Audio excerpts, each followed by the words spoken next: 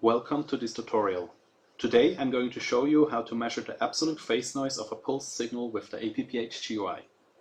I have already connected to an APPH20G and I have an absence signal generator running that can be controlled with this GUI.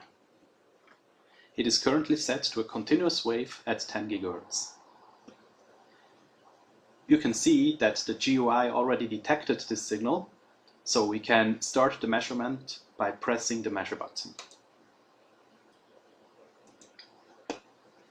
Here we can see the phase noise of the continuous wave signal.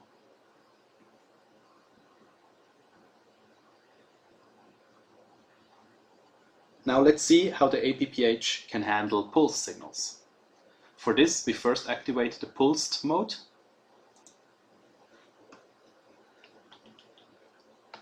And we switch our DUT to pulsed. For this we go to the modulation